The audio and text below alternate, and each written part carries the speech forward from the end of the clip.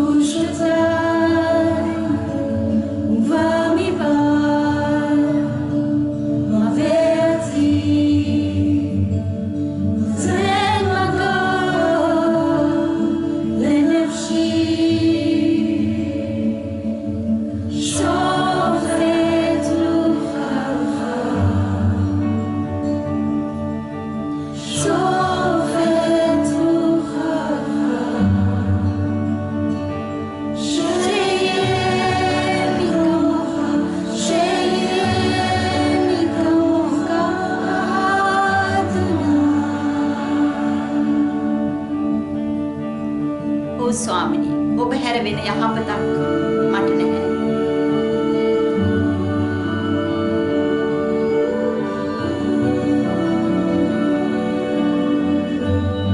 මගේ සිතේ සමාදානය පැමිණෙන්නේ ඔබගෙනුයි.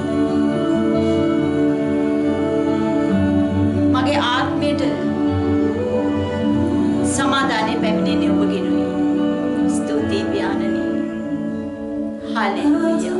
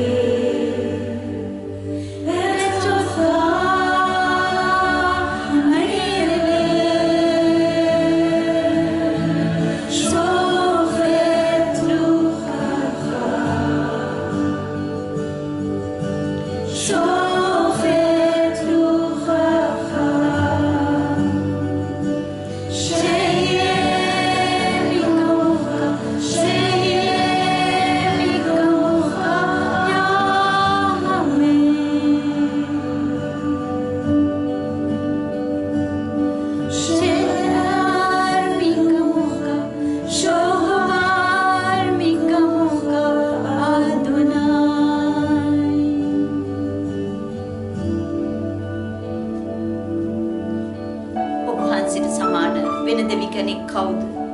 ඔබ වහන්සේට සමාන වෙන පර්වතයක් කොහෙද?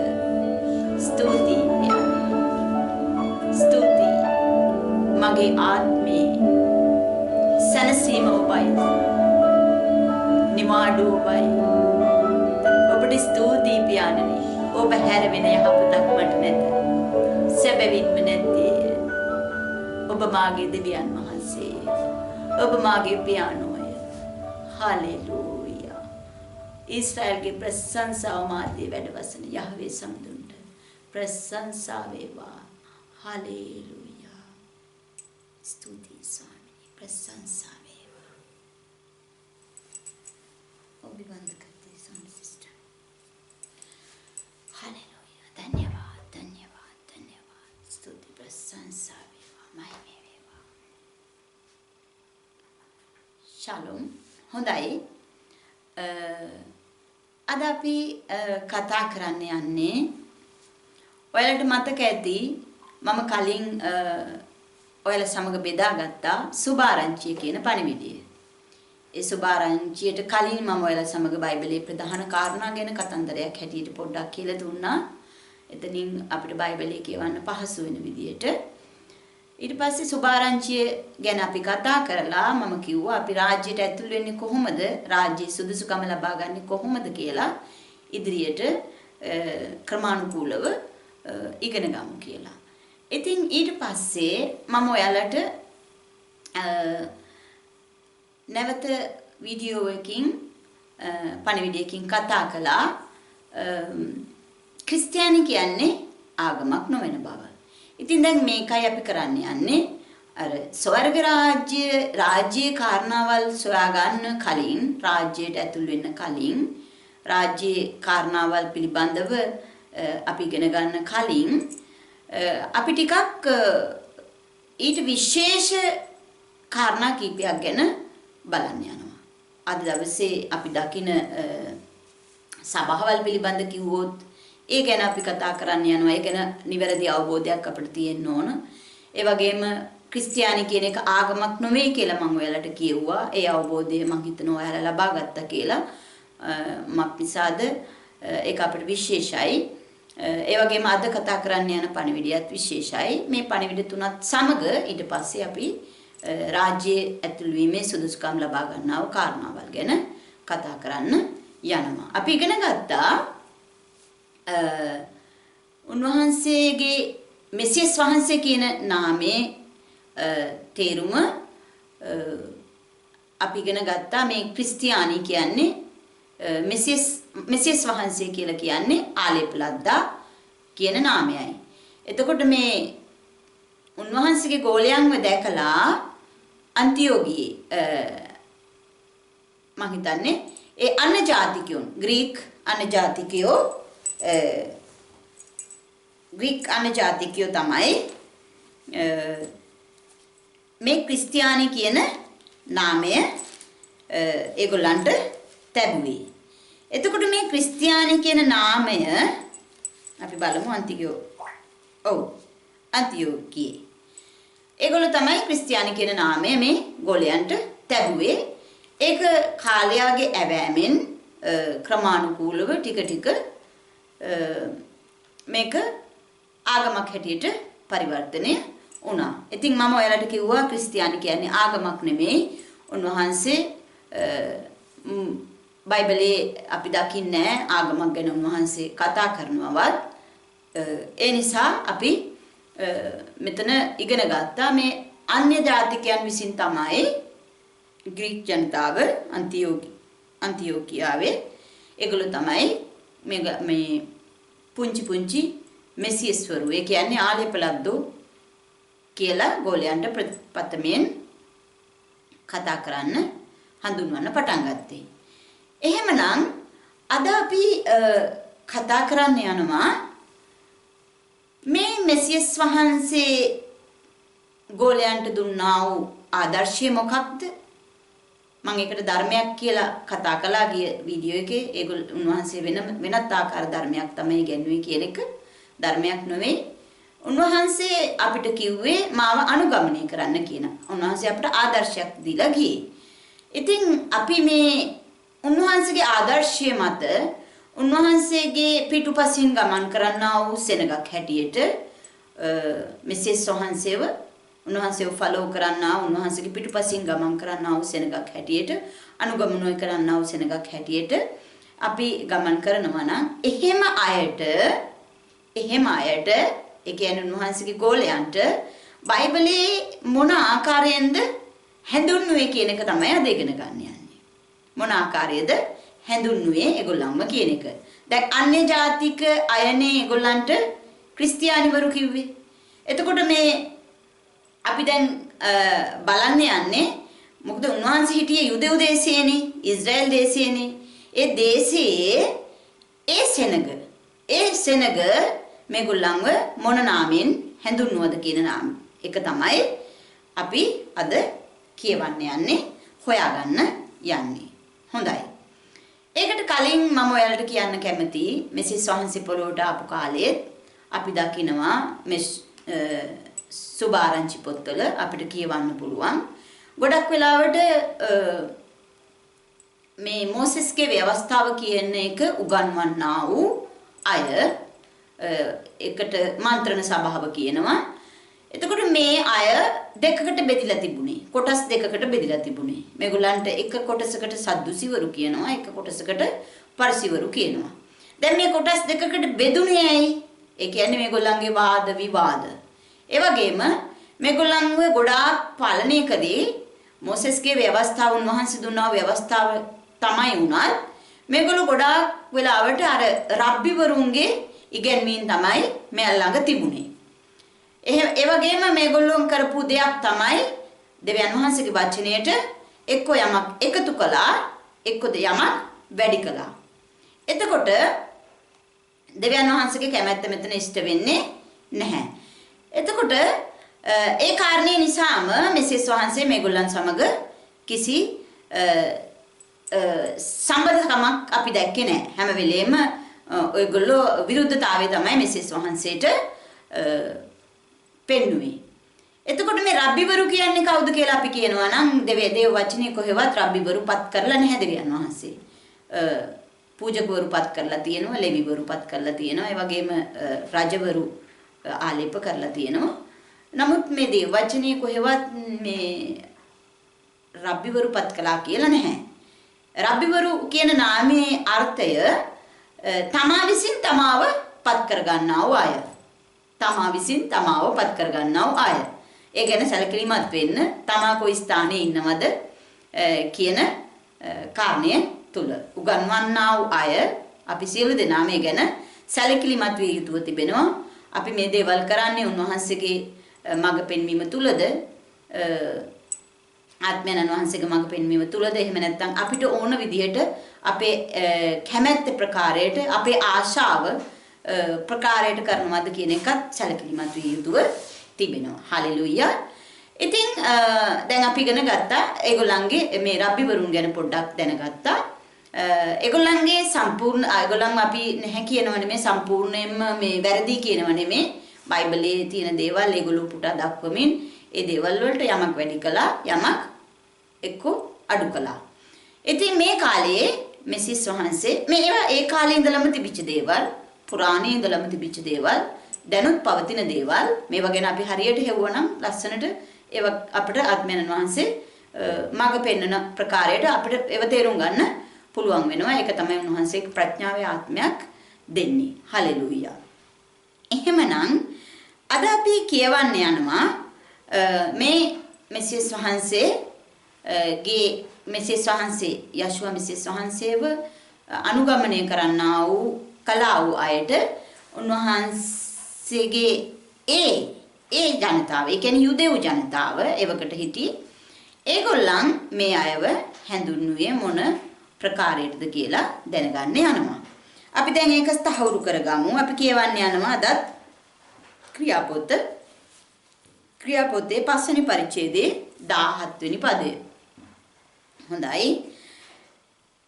මෙතන තියෙන්නේ ප්‍රේතයන් දෙවෙනි වර හිර කරනු ලැබීම අනුමාත්‍රකාව මන්ත්‍රණ සභාව ඉදිරිපිට සිටීම. නමුත් උත්තම පූජකයාද සද්දුසිවරුන්ගේ ලබ්ධියෙහි වූ ඔහු සමග සිටින සියල්ලෝද නැගිට ඊර්ෂ්‍යාවෙන් පිරී ප්‍රේරිතයන් අල්ලා ප්‍රසිද්ධ හිරගෙයි දැමූය. හලෙලූයා. කවුද මේ උත්තම පූජකයා? උත්තම පූජකයා ඒ වගේම සද්දිසිවරුන්ගේ ලබ්ධියට අයත්. ඒ කියන්නේ සද්දිසිවරුන්ගේ මාර්ගයට අයත් අය. දෙවියන් වහන්සේගේ වචනේ ප්‍රකාශ කරනවා. අපි කියවුවොත් මං හිතන්නේ හිතෝපදේශයේ එකවරක් නෙවෙයි දෙවරක් ලිව්වා වූ දෙයක් තියෙනවා. හිතෝපදේශ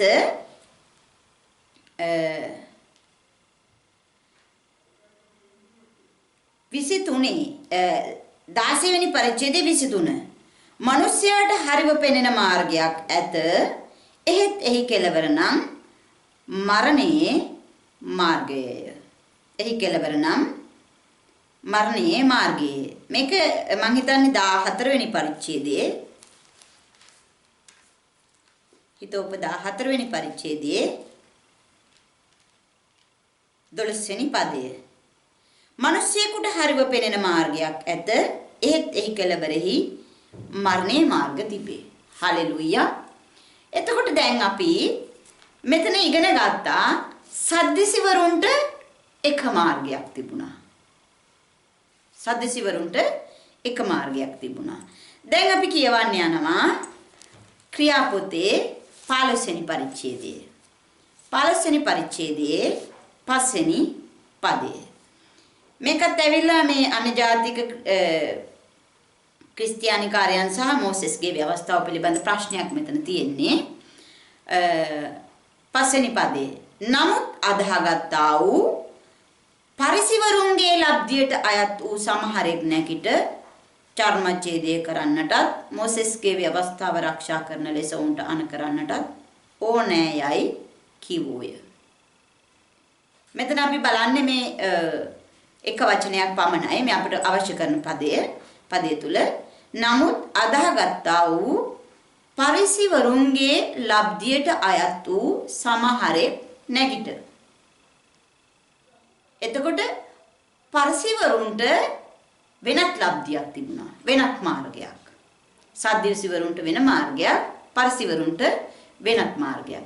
දෙවියන් වහන්සේ කියන්නේ යහවේ වහන්සේ මොනවද කියන්නේ? නුඹලා මගේ මාර්ගයේ ගමන් කරපල්ලා. උන්වහන්සේ දුන්නු මාර්ගය මොකක්ද? එතකොට දැන් මෙතන අපි දෙගොල්ලක් හඳුනගත්තා. අපි තුන්වෙනි කොටස හඳුන ගන්න යනවා. අපි දැන් කියවන්න යනවා 24 වෙනි පදයේ පරිච්ඡේදයේ 24 වෙනි පරිච්ඡේදයේ 5 වෙනි පදයේ ප්‍රේරිතයන් අධිපති ෆිලික්ස් ඉදිරියේහි උත්තර දීම. අපි දැන් මෙතන තියෙන්නේ වෙන දෙයක්. මොකද්ද? 5 දවසකට පසු උත්තම පූජ්‍යකයා වූ අනනියස් සමහර වැඩිමහල්ලන්ද නේර්තුලස් නම් එක්තරා වෘක්තියෙක්ද සමග බැස ඇවිත් පවුල්ට විරුද්ධව ආණ්ඩුකාරයාට පැමිණිලි කළේ. මෙතනත් උත්තම පූජකයා ඉන්නවා. එයා ඇවිල්ලා පැමිණිල්ලක් කරනවා පවුල්ට විරුද්ධව. මොකද්ද පැමිණිල්ල? අපි කියමු 24 වෙනි පරිච්ඡේදයේ 5 වෙනි පදේ.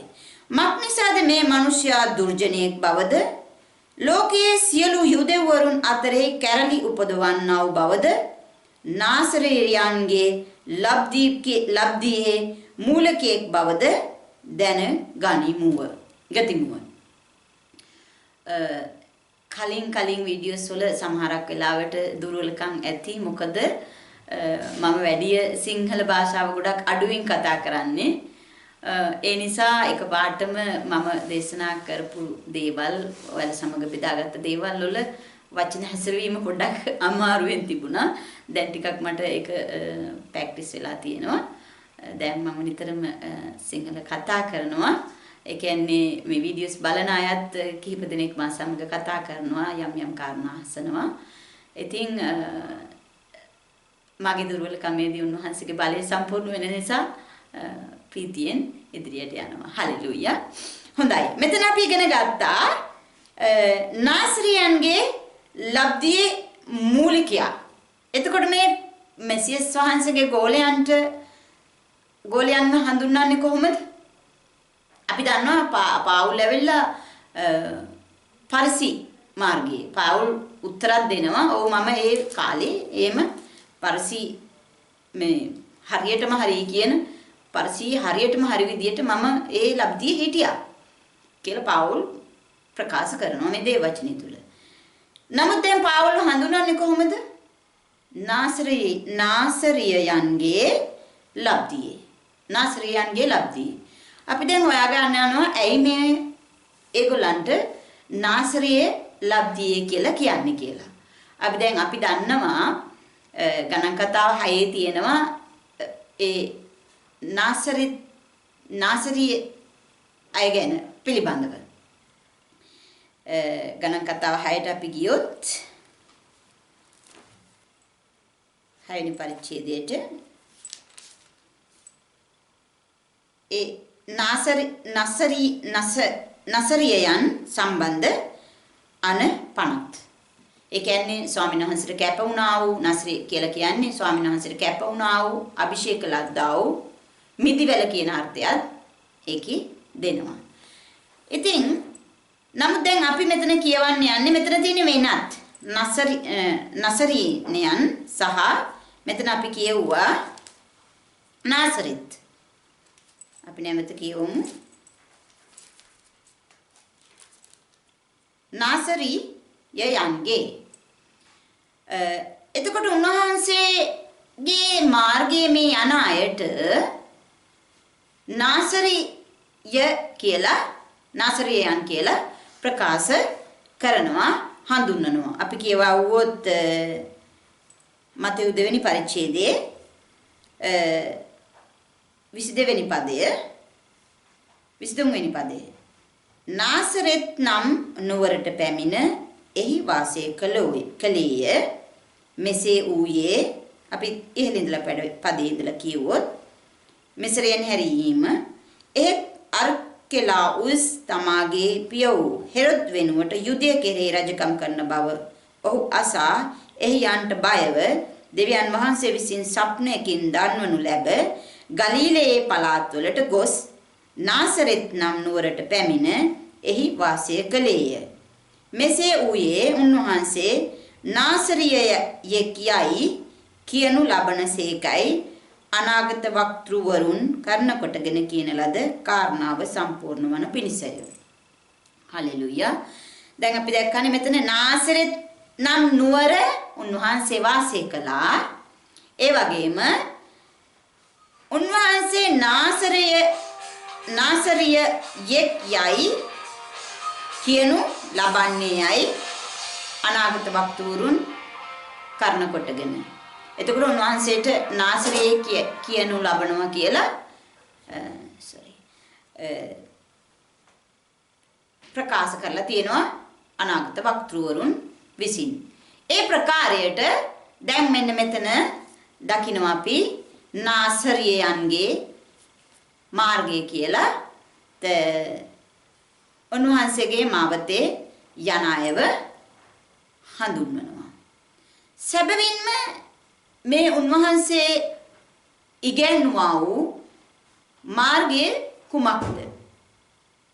මේකට අපි දැන් දකිනවා ඒගොල්ලන් හඳුන්වන්නේ කොහොමද?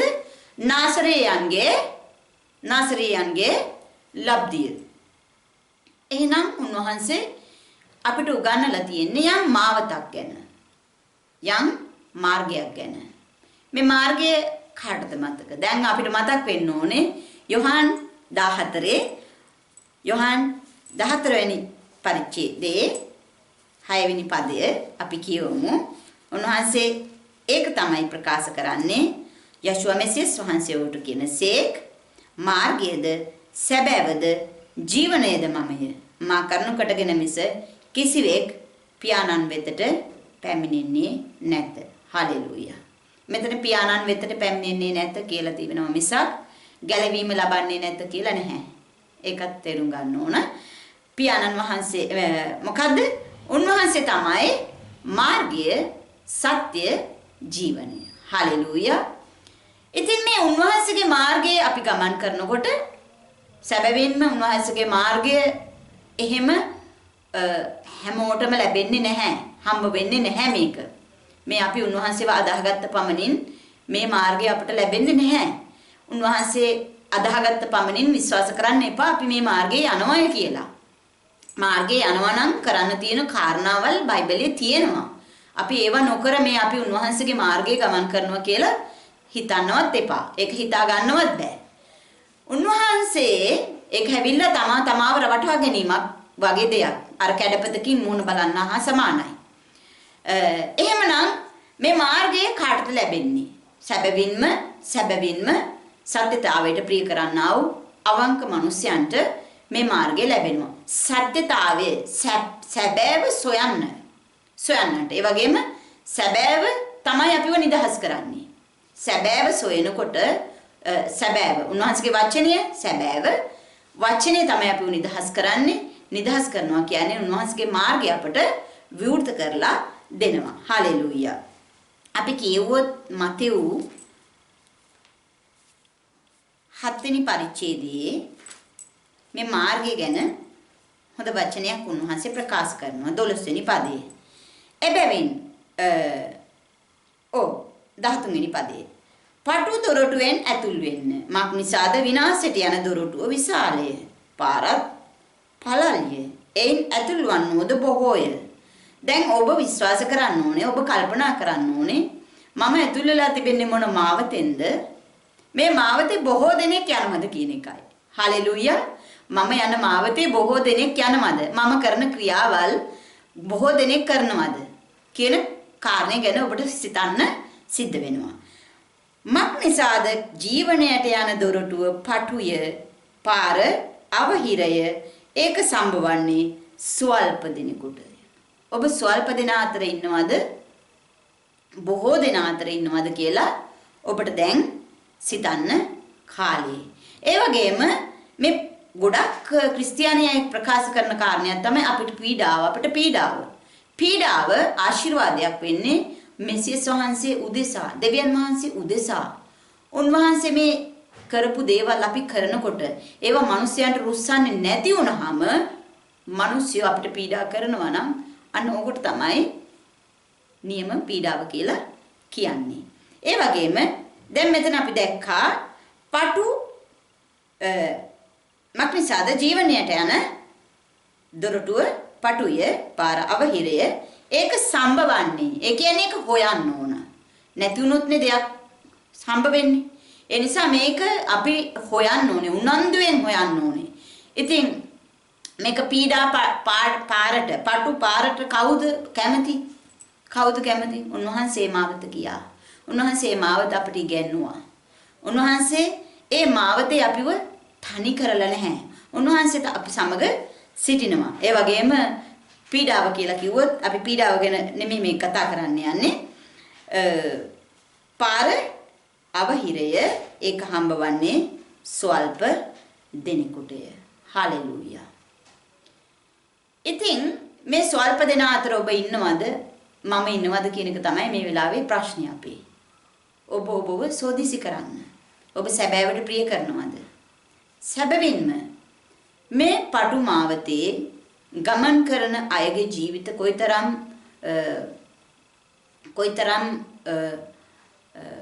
කටුක විදිහට අපිට දකින්න පුළුවන්. ඒගොල්ලෝ මුහුණ දුන්නා වූ කාරණාවල් ගැන, අභියෝග ගැන ගොඩක් දේවල් අපිට දකින්න පුළුවන්. නමුත් අතිශයින් ජය ලැබුවා වූ අය තමයි ඒගොල්ලෝ. අතිශයින්ම ජය ලැබුවා වූ අය තමයි ඒගොල්ලෝ. ඉතින් මම කිව්වා මේ මාවතට ඇතුල් වෙන්න නම් අපි තුල යමක් තිබිය යුතුයි. විශේෂයෙන්ම අපි අවංක වෙන්න ඕනේ. සමහර වෙලාවට අපිට සුද්ධාත්මයන් වහන්සේ ලැබිලා ඉන්නවා. සුද්ධාත්මයන් වහන්සේ සමහරක් වෙලාවට සමහර අය ගැන මම කතා කරනවා නම් සුද්ධාත්මයන් වහන්සේ ලැබෙනවා. පවුල් කියන සුද්ධාත්මයන් වහන්සේ නොනිවන්න කියලා. නිවන්න එපා. ඒ වගේම සුද්ධාත්මයන් වහන්සේට දුක් දෙන්න එපා කියලා. තමන් සුද්ධාත්මයන් වහන්සේව අභිබවා තමන් ක්‍රියා කරනවා නම් උන්වහන්සේගේ හඬට කීකරු නොවි යම් දේවල් කරනවා නම් අන්න ඒ ස්ථානයේ ඔයා නැවතිලා ඉන්නේ. ඒක තමන් අනාගත තමන්ගේ දුර්වලකම, තමන්ගේ වැරද්ද. ඕක හදා ගන්නකම් ඉදිරියට ගමන් කරන්න බැරි වෙනවා. හාලෙලූයා. ඒ වගේම සුද්ධාත්මයන් වහන්සේ අපට ලැබුණා නම් කවමදාකවත් සුද්ධාත්මයන් වහන්සේ කාටවත්ම උගන්වන්නේ ව්‍යවස්ථාව සමාප්ත වුණා කියලා. ව්‍යවස්ථාවට විරුද්ධව උගන්වන්නේ නැහැ. උන්වහන්සේගේ සැබෑ දවසට විරුද්ධව කිසි දෙයක් නැහැ. ඒ වගේම උන්වහන්සේගේ මංගල්‍යයන්, උන්වහන්සේගේ හඬට, උන්වහන්සේගේ කාරණාවල් වලට විරුද්ධව යමක් ඔබ තුල ඇද්ද? එහෙනම් ඔබ හිර වෙලා, ඔබ නැවතිලා, ඔබ තුල යම් වරදක් ඇති. ඒක ඔබ හොයන්න. ඒ ආශිර්වාදය ඇයි නැවතිලා තියෙන්නේ? මොකද මේ අවස්ථාව දෙවියන් වහන්සේ හැමෝටම දෙන්නේ නැහැ. උන්වහන්සේ ඒක උන්වහන්සේ ඒක හැමෝටම දීලා තියෙන්නේ. නමුත් ව්‍යවස්ථාවට හැමෝම කැමති වෙන්නේ නැහැ. කැමති වෙන්නේ නැහැ. ඇයි කැමති වෙන්නේ නැත්තේ? ඇයි ව්‍යවස්ථාවට උච්චර බය? හලෙලූයා. අපි ව්‍යවස්ථාව ගැන ඉදිරියට කතා කරන්න යනවා. එහෙමනම් ව්‍යවස්ථාව ගැන අපි ඉදිරියට කතා කරන්න යනවා. ගොඩාක් දේවල් කතා කරන්න යනවා. ඉතින් මෙන්න මෙහෙම බලමු අපි දැන් මේ මාර්ගයට අයත් අය. ඒ වගේම සුද්ධාත්මයන් වහන්සේ උපකාරයේ පිනිස උපකාර කරනු පිනිස මිනිසයාට උන්වහන්සේගේ ඇස් පොළොව මුළුල්ලේ දුවනවා කියනවා. ඒ ආත්මයන් වහන්සේගේ ඇස් පොළොව මුළුල්ලේ දුවන්නේ විශේෂයෙන්ම යටහත් අයට උපකාර කරන පිනිස. Taman උඩඟු නම් තමන්ගේ සේවය තමන්ගේ බඩ වෙනුවෙන් නම් එහෙම පාවුල් කියනවා.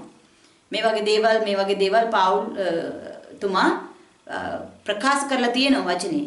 තමන්ගේ මමත්වය, තමන්ගේ දැනුම, තමන්ට දන්න දේ ඒක විතරයි හරි කියලා හිතාගෙන දේවල් ඉදිරියට කරනවා නම් එතන සුද්ධාත්මයන් වහන්සේගේ ක්‍රියාව නැහැ.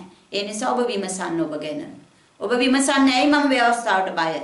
ඇයි මම ව්‍යවස්ථාව සුද්ධාත්මයන් වහන්සේ ඔබට සිටිනවා නම් ඔබ විමසන්න. අපි ව්‍යවස්ථාව පැවැත්විය යුතුද නැතිද කියලා. යුතුය දේ උන්වහන්සේ නිරන්තරයෙන් ඔබට උගන්වන අතර උන්වහන්සේගේ හඬට කීකරු විය යුතුව තිබෙනවා අපිට. අපි හලෙලූයා. හොඳයි. දැන් මේ සුද්ධාත්මයන් වහන්සේ සැබවින්ම මම ඉගෙනුවා ඔයාලට කියලා දුන්නා. සත්‍යතාවයට ප්‍රේම කරනවා නම්, සැබෑවට ප්‍රේම කරනවා නම් බෙල්ල ගහලා ගියත් අපේ වචනෙන් කියනවා නම් සැබෑවට ප්‍රේම කරනවා නම් තමාගේ යම් කාරණාවල් වසා ගන්න සැබෑව යට ගහලා බොරුවෙන් ජීවත් වෙනවා නම් බොරුවෙන් තමන් යම් දේවල් වහනවා නම් එහෙම අයට ඒක ඇවිල්ලා උඩඟුකමක්. ඒක එම කපටිකමක්. ඒ කපටි මිනිස්සු උඩඟු මිනිස්සු ඒ අහංකාර මිනිස්සු දෙවියන් වහන්සේ කියනවා දුරදීම දකින්නවා කියලා. ඒ කියන්නේ ඒගොල්ලන්ට උන්වහන්සේගේ ළඟටවත් කිට්ටු වෙන්න බෑ. අපි මේ ගමන අපි පටන් ගත්තේම ආරම්භයේදීම අපි කිව්වේ අපි උන්වහන්සේව දැනගන්න තමයි උන්වහන්සේට ලං වෙන්න තමයි මේ දේවල් කතා කරන්නේ මේ දේවල් කරන්නේ අපේ උප උත්සාහය අන්න ඒකයි. හලෙලූයා. ඉතින් සුද්ධාත්මයන් වහන්සේ අප තුල සිටිනවා නම් සුද්ධාත්මයන් වහන්සේ අප කෙරෙන් කරවන්නා වූ සේවය කුමක්ද? දැන් මේ මාවතේ ගමන් කරා වූ මේ පුංචි මෙසියස්වරු ඒ කියන්නේ ආලෙපලද්දු පුංචි මෙසියස්වරු උන්වහන්සේගේ මාවතේ මේ ගමන් කරන්නා වූ නාසරියේ යන්ගේ මාවත මේ මාවත කියන එකට හිබ්‍රු භාෂාවෙන් ඩිරෙක්ට් කියලා කියනවා. ඒ කියන්නේ පෙන්눔 කරන ලද මාර්ගය. උන්වහන්සේව ෆලෝ කරන, උන්වහන්සේව අනුගමනය කරන, ඒ කියන්නේ උන්වහන්සේව ආදර්ශයක් කොටගත්තා වූ අය ගමන් කරන්නා වූ මාර්ගයක්. උන්වහන්සේ අපිට ඒක කියලා දීලා තියෙනවා. උන්වහන්සේ පෙන්눔 කරලා දීලා තියෙනවා. මේ මාර්ගය ගැන පරණ ගිවිසුමේ කියන එකෙත් තියෙනවා. ඒ වගේම මේ ඔයාලා අපි කියන විදිහට මේ නව ගිවිසුම තුලත් උන්වහන්සේගේ ජීවිත කාලය තුල આવත් අපිට දකින්න පුළුවන්. උන්වහන්සේ මංගල්‍යයන් පැවැත්තුවා, උන්වහන්සේ සැබත පැවැත්තුවා. උන්වහන්සේ සැබතදී මේ කැලෙන්ඩරයක් හොයාගෙන ඇයි අපි මේ කැලෙන්ඩරයක් අල්ලගෙන යුද්ධ කරන්නේ? උන්වහන්සේ අපිට වඩා ප්‍රඥාවන්තයි නේද? උන්වහන්සේ දෙවියන් වහන්සේ නේද? මේ කැලෙන්ඩරේ මේ ලෝකයේ මේ දින දර්ශනයේ යම් ප්‍රශ්නයක් ඇති වුණා නම් මේ අවුරුදු 2000කට කලින් උන්වහන්සේ මේ පොළොවට ආපු කාලේ උන්වහන්සේ ඒක ප්‍රකාශ කරනවානේ සැබත අද නෙමෙයි මේ 7 වෙනි දවස අද නෙමෙයි කියලා නෑ. උන්වහන්සේ ඒක ප්‍රකාශ කළේ නෑ එහෙම දෙයක්. උන්වහන්සේ සැබත පැවැත්තුවා. ඒ වගේම පාවුල් ඇතුළු උන්වහන්සේගේ ගෝලයන් පවා සැබත පැවැත්තුවා. මේ සැබතින් ඉරිදා දවසට මේ දේවමිහන් පැවැත්වීම සැබත් දවසේ ඉරිදා දවසට අරගෙන ගියේ කවුද කියන එක අපි ඉදිරියේදී ඉගෙන ගන්න යනවා. හොඳයි. ශාලෝම්. හොඳයි. උන්වහන්සේ අපට දුන්නා වූ යම් සේවයක් තියෙනවා. දැන් අපි උන්වහන්සේගේ මාර්ගයේ ගමන් කරනවා නම් උන්වහන්සේගේ මාර්ගයේ අපි යනවා නම් උන්වහන්සේව ෆලෝ කරනවා නම් අනුගමනය කරනවා නම් අපිට උන්වහන්සේ දුන්නා වූ අපිට උගන්වුවා වූ අපිට දුන්නා වූ සේවයක් තියෙනවා. දැන් මේ මාර්ගයේ ගමන් කරනකොට ඔබ අනිවාර්යයෙන්ම උන්වහන්සේට සේවය කරන්න හැටියට මාරු වෙනවා. කොහොමද? ඔබ සැබත පවත්වනකොට ඔබ උන්වහන්සේගේ මාර්ගයේ ගමන් කරනකොට උන්වහන්සේගේ ගුණාංග ඔබ තුළ වර්ධනය වෙනකොට ඒ වගේම උන්වහන්සේගේ මංගල්‍යයන් උන්වහන්සේ වචනේ කියලා දෙන්නේ මේ මගේ මංගල්‍යයන් කියලා උන්වහන්සේ ප්‍රකාශ කරන්නේ. මේ යුදෙවරුන්ගේ මංගල්‍ය කියලා කියන්නේ නැහැනේ. ඊශ්‍රායල් වරුන්ගේ මංගල්‍ය කියලා කියන්නේ නැහැ. උන්වහන්සේ කියන්නේ මගේ මංගල්‍යයන්. යහ්වේ වහන්සේගේ මංගල්‍යයන්. අපි ඒවා කරනකොට මොකෝ දන්නවද වෙන්නේ? උන්වහන්සේගේ මේ උන්වහන්සේ දැන් අපි දන්නවා විසිරවල තියෙන්නේ අපිව. අපිව විසිරවල තියෙන්නේ. මේ උන්වහන්සේගේ තෝරාගත්තව ජනතාව විසිරෙව්වේ කාරණේ මම ඔයාලට ඉගැන්නුවා. ඒකේ ඒගොල්ලන්ගේ අකීකරුකමක්ම තිබුණා. නමුත් ඒකේ විපාකය බලවත්ව තිබෙනවා යහ්වේ වහන්සේ මුළු ලෝකෙටම ප්‍රකාශ වෙනු පිණිස. ඉතින් හොඳයි. ඒගොල්ලෝ එහෙම අපි මේවා කරනකොට අපි දැන් විසිරලා ගිහින් ඉඳලා මේ මුළු ලෝකයේම තැන් තැන් වලින් සුද්ධාත්මයන්න් වහන්සේ අපිව තෝරගෙන සුද්ධාත්මයන්න් වහන්සේ අපිට ආත්මයන්න් වහන්සේ තබලා මේ පියාණන් වහන්සේගේ සැලැස්ම උන්වහන්සේට මහිමය යනු පිණිස දේවල් කරන්න තමයි අපිට කියලා තියෙන්නේ. මේ අපේ පඬිතුකමෙන් අපි ඉගෙන ගත්තා කියලා අපිට හොඳට තේරුම තියෙනවා වැටහිම තියෙනවා කියලා ලෝකයේ ප්‍රඥාවෙන් මේ දේවල් කරන්න බෑ. ඒක තමයි උන්වහන්සේ කියන්නේ මම බාලයන් තෝරගත්තා කියලා. ඉතින් සුද්ධාත්මයන් වහන්සේ අපිට ඕවා උගන්වනකොට මොනවද පියාණන් වහන්සේ මෙසේස් වහන්සේ කරපු දේවල් සැබෙත පවත්වනකොට අපි මේ අන්‍ය දේශයක ඉඳගෙන මේ දේවල් කරනකොට මොකද වෙන්නේ? දෙවියන් වහන්සේව අපි උන්වහන්සේව ප්‍රකාශ කරනවා ලෝකෙට. ඒ වගේම උන්වහන්සේට අති විශාල මහිමයක් ගෞරවයක් යනවා. ඇයි? අපි උන්වහන්සේ කියලා තියෙන දේවල් කරන නිසා. හලෙලූයා. උන්වහන්සේ කියලා තියෙන දේ කරනකොට ඒ කියන්නේ උන්වහන්සේ කියනවා මම මේ සෙනග තෝරාගත්තේ මම සුද්ධව සිටිහාක් මෙන් නොබලා සුද්ධව සිටිනු පිණිස. මම අතරේ ලෝකයේ වෙනස උන්වහන්සේ ලෝකයට පෙන්වන්න පිණිසයි මේ උන්වහන්සේ ඊශ්‍රායල් සෙනග තෝරාගත්තේ. නමුත් ඉතින් අපි අපේ දේවල් කරනවා නම් අපිට කැමති විදිහට මේ බටහිරෙන් ආපු කාරණාවල් ගැන ඉගෙන ඒවා ෆලෝ කරනවා නම් ඒවා මාර්ගේ අපි යනවා නම් මෙතන දෙවියන් වහන්සේට අපි තුලින් මහිමයක් යන්නේ අපි කොයිතරම් ප්‍රඥාවෙන් කතා කළත් ලෝක ප්‍රඥාව කියලා තමයි ඒකට කියන්න පුළුවන් වෙන්නේ. හලෙලූයා. හොඳයි උන්වහන්සේ එතකොට අපි උන්වහන්සේට සේවයක් කරනවා. සේවය අපි උන්වහන්සේගේ සැපත පවත්වනකොට උන්වහන්සේගේ අනපනත් වලට කීකරු වෙනකොට අපි තුලින් උන්වහන්සේට මහිමයක් අපගේ නැගිටීම ඉඳීම අපගේ ක්‍රියාවලිය තුලින් උන්වහන්සේට මහිමයක් අනිවාර්යෙන් යනවාමයි. හලෙලූයා. ඒ වගේම එහෙමනම් උන්වහන්සේ අපිට දුන්නා වූ සේවය කුමක්ද? උන්වහන්සේ අපිට දුන්නා වූ සේවය කුමක්ද? අන්න ඒක විශේෂ සේවයක්. ඒක ඇවිල්ලා පුද්ගලික නෙමෙයි සාමූහිකව ආත්මයන් වහන්සේ ලැබුවා වූ සියල්ලන් තුලින් උන්වහන්සේට යන්නා වූ ගෞරවයක් සියල්ලන් එක්ව සාමූහිකව එක්ව කරන්නා වූ සේවයක්. එතකොට මේ මාර්ගයේ ගමන් කරන්නන් අතරේ මම දකිනවා තුන් කොට්ටාසයක් ඉන්නවා. එකක් රජවරු, එකක් පූජකවරු, ඒ වගේම සුද්ධ ජාතියක්. හලෙලූයා. සුද්ධ ජාතියක්. උන්වහන්සේට කැප වුණු, උන්වහන්සේ කියන දේ අහන, උන්වහන්සේගේ හඬ අසන, උන්වහන්සේගේ කැමැත්ත ප්‍රකාර ජීවත් වෙන අන්න මෙන්න මේ ප්‍රකාරයේ සෙනග. හොඳයි. එතකොට සුද්ධාත්මයන් වහන්සේ දුන්නා වූ සේවය කුමක්ද මේ පොළොවේ අපිට? උන්වහන්සේ දුන්නා වූ සේවය මොකක්ද කියලා අපි පොඩ්ඩක් හිතමු. අපි අපිට ඕන විදිහේ සේවාවල් කරනවා. මේ පොළොවේ නිකායවන් ගොඩාක් බිහිවිලා තියෙනවා. හැම ගෙදර හැම තැනකම මට මේ වචනේ ආවා. මේක තමයි දර්ශනය. එක දර්ශනයකට කොටු වෙලා මුළු ජීවිතේම ගත කරනවා. දර්ශනයක් කියන්නේ උන්වහන්සේ එකම දර්ශනයක් නෙමෙයි. උන්වහන්සේ දර්ශනෙන් දෙමින් තමයි පවුල් ඉදිරියට අරන් ගියේ. ඉතින් මේ වගේ එහෙම නැත්නම් යම් දේවල් දකින්න අපි අද මේ පොළොවේ. ඇයි ඒවා දකින්නේ? දැන් අපි මෙහෙම හිතමුකෝ. කෙනෙක් පඩිපෙළක ඉහළට ගමන් කරනකොට ක්‍රමානුකූලව හිමින් කාලයගේ ඇවෑමෙන් ආත්මයන්න් වහන්සේ තුල ඉදිරියට නැග්ගයි කියමුකෝ. අපි ඉදිරියට පඩි කීපයක් නැග්ගහම අපි පහළ බලනකොට අපිට පේනවා අපි මොනතරම් වැරදි දේවල් කරලා තියෙනවද, හරි දේවල් කරලා තියෙනවද කියලා. ඒ අපිට පහළ බලන්නේ ඇයි අපිට පහළ පෙන්වන්නේ ඇයි සුද්ධාත්මයන් වහන්සේ ඒ දේවල් හරි ගස්ස ගන්න. හලෙලූයා.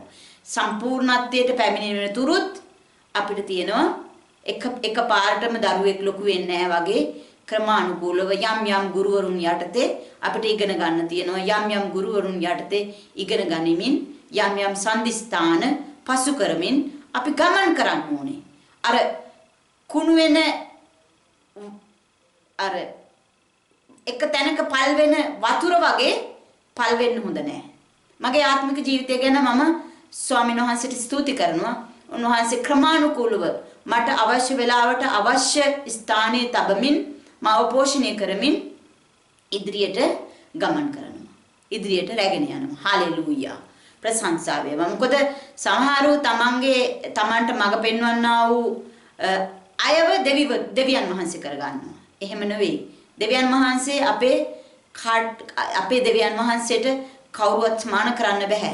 උන්වහන්සේගේ ස්ථානය අපිට කාටවත් දෙන්න බෑ. අපි මිනිස්යන්ගේ කියමන් වලට වැඩිය, මිනිස්යන්ගේ ඉගැන්වීම් වලට වැඩිය අපි අහන්න ඕනේ උන්වහන්සේගේ හඬ. හලෙලූයා. ආත්මයන් වහන්සේගේ හඬ අපි ඇසිය යුතුයි. අපේ අර ඒක තමයි මේ ක්‍රියාපොතේ තියෙනවා බෙරියේ මිනිස්සු වාසනාවන්තයෝ කියලා. ලියවිල්ල ඒ වගේම මේගොල්ලෝ බයිබලයෙන් සසඳලා බලලා වචන ඉගෙන ගන්නවා. ඒ ඇරෙන්න පවුල් කියපු වචනවත් ඒගොල්ලෝ විශ්වාස කරේ නැහැ. ඒ වගේ උන්වහන්සේගේ ස්ථානය අපි උන්වහන්සේට දෙමින් ඉදිරියට ගමන් කරන්න ඕන. හලෙලූයා. හොඳයි. දැන් මේ සේවය ගැන උන්වහන්සේ අපිට කියලා දීලා තියෙන්නේ කොහොම ආකාරයට සේවය කරන්නද? සේවය ගැන තියෙනවා අපිට යම් ඉඟියක් දීලා. අපි කියවන්න යනවා දෙවෙනි කොරින්ති පොතේ දෙවෙනි කොරින්ති ලිපියේ 5 වෙනි පරිච්ඡේදයට යමු. 5 වෙනි පරිච්ඡේදය. හොඳයි. මේකේ අපි කියවන්න යනවා ක්‍රිස්තුස් වහන්සේ තුල වූ අලුත් ජීවිතය. ක්‍රිස්තුස් වහන්සේ තුල වූ අලුත් ජීවිතය. මේක අපි කියවමු සේවය ගැන අපි කියවන්න යන නිසා 18 වෙනි පදේ ඉඳලා ඉහළ අපට අවශ්‍ය නැහැ. සියල්ල පැමිණෙන්නේ දෙවියන් වහන්සේගෙන්ය. උන්වහන්සේ ක්‍රිස්තුස් වහන්සේ කරුණු කෙටගෙන තමන් වහන්සේට අප සමගි කරගෙන සමගි වීමේ සේවය අපට දුන්සේක. අපට දුන්නු සේවය මොකද්ද? සමගි කිරීමේ සේවය. අපි කරන්නේ මොකද්ද? අපි සමගි කරනවද? අපි ભેද උපදවමින් සිටිනවද? අපි සමගි කරනවද? ભેද උපදවමින් සිටිනවද? විමසන්න. තමාව සෝදිසි කරන්න. නිරන්තරයෙන් තමාව සෝදිසි කරන්න. සෑම දවසකම වගේ සෝදිසි කරන්න. තමන් අපි කරන සේවය අප සමගි දෙවියන් වහන්සේ සමග සමගි කරනවද? එහෙම නැත්නම් මිනිස්සු අපට සමගි කරමින් ගනිමින් සිටිනවද? යහුෂුවා මෙසියස් වහන්සේගේ පසුපස ගමන් කරන්න අපි මිනිසයන්ට උගන්වනවද? නැත්නම් හිර කරගෙන බැඳගෙන මෙහෙට එන්න සිස්ටර් බ්‍රදර් අපි ළඟම ඉන්න කියලා බැඳගෙන තියන් ඉන්නවද? මෙසියස් වහන්සේගේ පස්සේ යන අය අපි මේ මාර්ගය කියලා දෙනවා නම් අපි මේ මාර්ගය යනවා නම් එක තැනක නවතින්නේ නැත. හාලෙලූයා. හොඳයි. එහෙනම් සමගි කිරීමේ සේවය අපට දුන්සේක. එහෙනම් දෙවියන් වහන්සේ මිනිසයාගේ වරදවල් ඔවුන්ගේ ගණන නොතබා ක්‍රිස්තුස් වහන්සේ කරුණ කොටගෙන ලෝකයා තමන් වහන්සේට සමගි කර ගනිමින් සිටියසේක. හාලෙලූයා. ක්‍රිස්තුස් වහන්සේ කරුණ කොටගෙන ලෝකයා තමන්ට සමගි කර ගනිමින් සිටිසේක. අපි දන්නවා ඇයි යහෂුවා කියන නාමයේ අර්ථය අපි ඉගෙන ගත්තා දෙවියන් වහන්සේ වෙතට යහවේ වහන්සේ වෙතට හරවනසේක. ඒ කියන්නේ මිනිස්සයා දෙවියන් වහන්සේගේ මහිමෙන් හීන වුණාට පස්සේ දෙවියන් වහන්සේව දකින්න උන්වහන්සේ සමග සම්බන්ධකම පවත්ව ගන්න ඒ කිසිවක් මිනිසයාට කරගන්න බෑ. මිනිසයා දෙවියන් වහන්සේට පිටුපාලා තමන්ගේ මාර්ගයේ ගමන් කරනවා. තමන්ට ඕන දේවල් ක්‍රියාවල් කරමින් විනාශයට යමින් සිටිනවා. යහෂුවා මෙසියස් වහන්සේ යහ්වේ වහන්සේ වෙතට අප හරවන සේක. හාලෙලූයා. ඒ විදිහට උන්වහන්සේ මිනිසයා හරවලා පියාණන් වහන්සේ සමග අපි සමගි කරගනිමින් සිටිනවා. සමගි කරමින් සිටිනවා. මොකද අපි උන්වහන්සේට විරුද්ධව පව් කළා වූ මිනිස් සංගතිය යහෂුවා මෙසියස් වහන්සේ හරවමින් පියාණන් වෙතට සමගි කරමින් සිටිනවා. සමගි කිරීමේ වචනයද අපට බාර දුන්සේක. ඒ සඳහා සමගි කිරීමේ වචනේ මම කිව්වා අපගේ උත්සාහයෙන් මිනිස්යන්ව මුලා කරන්න එන්න සිස්ටර් එන්න බ්‍රදර් මේ විදියට සුභාරංචිය ප්‍රකාශ කරන එක නෙමෙයි යුතුයකම. අපි සුභාරංචිය ප්‍රකාශ කරන්න ඕනේ මේ පොළොවේ දේවල් ගැන නෙවෙයි උන්වහන්සේගේ රාජ්‍යයේ සැපත පිළිබඳවයි. හාලෙලූයා.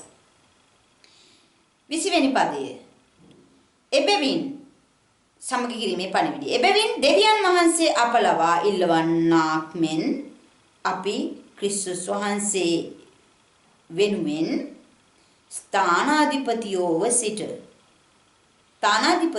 සිට දෙවියන් වහන්සේ හා සමගි වෙන්නයි යශුවා මෙසියස් වහන්සේ වෙනුවෙන් නුඹලාගෙන් ඉල්ලමු. මේක දෙවියන් වහන්සේගේ පණිවිඩයක්. උන්වහන්සේ මොකද කියන්නේ? උන්වහන්සේ අපෙන් ඉල්ලනවා මෙසියස් වහන්සේ වෙනුවෙන් එබැවින් දෙවියන් වහන්සේ අප ලවා ඉල්වන්නාක් මෙන් අපි ක්‍රිස්තුස් වහන්සේ වෙනුවෙන් ස්ථානාධිපතියව සිට. ඒ කියන්නේ අපිට දීලා තියෙන මෙසියස් වහන්සේ කරපු සේවය. උන්වහන්සේ වෙනුවෙන් දැන් උන්වහන්සේ මේ පොළොවේ නැහැ. උන්වහන්සේ වෙනුවෙන් නුඹලා ගිහිල්ලා වචනේ දීලා රාජ්‍ය පණිවිඩය දීලා දෙවියන් වහන්සේ වෙතට සමගි කරවන්න ඕන. එතකොට සමගි කරවන්න. උන්වහන්සේ කරපු සේවයේ ප්‍රධාන අරමුණ මොකක්ද?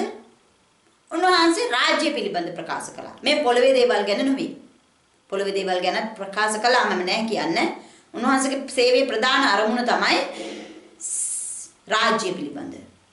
ඒ වගේම දැන් මේ තානාධිපතියෝ කියන තරතුර මොකද්ද? තානාධිපතියෝ කියලා කියන තරතුර ගැන අපි හෙව්වොත් අපි කියමු සෙව්වොත් තානාධිපතියෝ කියලා කියන්නේ ඔයාලා දන්නව අර එම්බසි කියලා කියන එකට දැන් ලංකාවේ තියෙනවා ඉන්දියන් එම්බසිය ඇමරිකන් එම්බසිය හැම රටකම එම්බසියක් ලංකාවේ තියෙනවා. ඒ වගේම හැම රටකම ලංකාවේ එම්බසියකුත් තියෙනවා. ඔයාලා දන්නවා ඇති ඒකට ගියාම හැම වෙලේම හැම එම්බසියකම කොඩි දෙකක් තියෙනවා. ඇයි? එකක් තමන්ගේ රටේ එක නියෝජනය කරන්නව රටේ එක. දැන් ලංකාවට ගියොත් අපි ලංකාවේ එම්බසියට ගියොත් ඉන්දියන් එම්බසියට ඒක ඉන්දියාවේ කොඩියක් තියෙනවා දජය. ඒ වගේම ලංකාවේ දජයක් තියෙනවා. මෙතනින් ප්‍රකාශ වෙන්නේ මම ලංකාවේ දැන් ලංකාවේ එම්බසිය ඉන්දියාවේ කොඩිය ඇයි දාන්නේ? මම ලංකාවේ හිටියට මම නියෝජනය කරන්නේ ඉන්දියාව. ඒකේ තියෙන නීති පද්ධතිය තමයි මම ඒ ස්ථානයේ අරගෙන ගෙනියන්නේ. ලංකාවට ගිහිල්ලා ලංකාවේ නීති පද්ධතිය නෙමෙයි ආයතන කරන්නේ. එයා නියෝජනය කරන්නේ ඉන්දියාව. ඒ වගේ දැන් ඉන්දියාවේ තියෙනකොට ලංකාවේ එම්බසිය මේගොල්ලෝ නියෝජනය කරන්නේ ලංකාව. ඒ කියන්නේ ලංකාවේ නීති රීති පද්ධතිය තමයි ඒ එම්බසිය තුල ක්‍රියාත්මක වෙන්නේ. එතකොට දැන් අපිට දුන්න තනතුර මොකද්ද? අපිට දුන්න සේවය මොකක්ද? අපිට දීලා තියෙන සේවය මොකක්ද? උන්වහන්සේ කළා සේවය කුමක්ද? උන්වහන්සේ රාජ්‍ය පිළිබඳ. අපි විදේශිකයෝ මේ පොළොවේ අපි මේ කොහේ හිටියත් අපි නියෝජනය කරන්න ඕනේ ස්වර්ග රාජ්‍යය. අපි නියෝජනය කරන්න ඕනේ ස්වර්ග රාජ්‍යය. ඒ කියන්නේ උන්වහන්සේගේ රාජ්‍ය පිළිබඳ කාරණාවල් උන්වහන්සේගේ රාජ්‍ය තමයි අපි මේ පොළොවේ ඉන්නකොට ඒ දේවල් තමයි අන්න ඕක තමයි අපිට දීලා තියෙන සේවය. අපි ඒවා තමයි උන්වහන්සේගේ එක තමයි මතෙව් 6:33 ප්‍රකාශ කරනවා. පළමු කොට උන්වහන්සේගේ රාජ්‍යයත් ධර්මිෂ්ඨකමත් සොයපල්ලා. එතකොට උන්වහන්සේගේ රාජ්‍ය අපි ප්‍රකාශ කරන්න ඕන. උන්වහන්සේ එක තමයි කිව්වේ රාජ්‍ය අත ළඟය. උන්වහන්සේ රාජ්‍ය මේ පොළොව පිහිටෙව්වා. කවදද පිහිටෙව්වේ? සුද්ධාත්මයන් වහන්සේ පොළොවට එව්වේ ඒ කාරණේ පටන් ගත්තා. දැන් අපි ඡන්දයක් දානවා නම් ඒ නම දැනගෙන එයාගේ නමට තමයි ඡන්දේ දාන්නේ. ඒ වගේ අපි දැන් මෙසියස් වහන්සේට ඡන්දේ දාලා තියෙනවා. ඒ වගේ මේ ඡන්දේ දාලා ඡන්ද වැඩි කරලා අපි මේ ක්‍රියාව මේ පොළොවේ උන්වහන්සේගේ රාජ්‍ය පිළිබඳ රාජ්‍ය නියෝජනය කරමින් ඒ රාජ්‍ය පිළිබඳ කාරණාවල් අපි ඉදිරියට අරගෙන යනකොට මේක වැඩි වෙනකොට මේකේ කාලය සම්පූර්ණ වෙනකොට අපේ රජා මේ පොළොවට අප සමග රජකම් කරන්න පැමිණෙනවා. හලෙලූයා. ඉතින් අපි මේ ස්ථානයේදී හොඳට සිතා ගන්න ඕන. අපිට ඕන විදිහේ සේවාවල් නෙවෙයි මේ පොළොවේ උන්වහන්සේ බලාපොරොත්තු වෙන්නේ. මේ කාලේ උන්වහන්සේ අපිව බිහි කලේ මේ පොළොවට මේ කාලේ ගොඩාක් බලාපොරොත්තු තියාගෙන මේ කාලය නැවත ගොඩනගනා වූ කාලයක්. ගොඩනගන්නා වූ කාලයක්. ගොඩනගන්නා වූ කාලයක්. නටඹුන් ගොඩනගන්නා වූ කාලයක්. මනමාලිය සූදානම් වෙන්නා වූ කාලයක්. මාර්ගයේ ගමන් කරනා වූ සෙනග ඒ මාර්ගයේ ගොඩාක් දුරට වැඩි දියුණු වෙන්නා වූ කාලයක්. හලෙලූයා. ඒ නිසා මෙතනදී අපි හොඳටම තේරුම් ගන්න ඕන අපිට ඕන දේවල් කරන්න බෑ. ඒක තමයි මතෙව් 6:22 ප්‍රකාශ කරන්නේ 21. ස්වාමිනී කියනා වූ බොහෝ සියලුම දෙනා උන්වහන්සේගේ රාජ්‍යයට ඇතුළු වෙන්නේ නැතේ. මොකද මිනිස්සු මොනවද කරන්නේ? මිනිස්සු කරන්නේ ආත්මයන් වහන්සේ ලැබුවා කියලා කරන්නේ මොකද්ද? සුද්ධාත්මයන් වහන්සේ සැබවින්ම ලැබපු අයත් ගොඩාක් අය මම පසු කරන් අපේ ජීවිතේ මම දැක්ක සුද්ධාත්මයන් වහන්සේ ලැබලා ඉන්නවා. නමුත් ඒගොල්ලන්ගේ ජීවිත මම නෑ කියන්නේ මගේ ජීවිත නැවතිලා තිබුණා ගොඩක් කාලයක්. දුවන් ස්වාමීන් වහන්සේගේ ව්‍යවස්ථාවට විරුද්ධව අපි හිටියා. සැපතට විරුද්ධව සත්‍යතාවයේ නොදැක සිටියා. නමුත් සත්‍යතාවයේ හොයන අදහස තිබුණා. සත්‍යතාවට ප්‍රේම කරන අදහස තිබුණා. උන්වහන්සේ ඉදිරියට ගෙනල්ලා දැන් යම් කිසි උන්වහන්සේගේ පාටු මාවතට අප ඇතුල් කරලා තියෙනවා. බලාපොරොත්තු කියන එක අපිට තියෙනවා නිසකකමින්ම. හලෙලූයා. ඒ වගේ තමන්ගේ ජීවිතයේ තියෙන දේවල් හදාගන්න සුද්ධාත්මයන් වහන්සේ උපකාර කරන්න කියලා මම ආයෙ දිනම සියලු දෙනා සුද්ධාත්මයන් වහන්සේගෙන් සියලු දෙනාටම උපකාර කරන්න කියලා මතෙව් 7:21 වෙනි පවදේ. ස්වර්ගයේ සිටින මාගේ පියාණන් වහන්සේගේ කැමැත්ත කරන්නා මිස පියාණන් වහන්සේගේ කැමැත්ත මොකක්ද?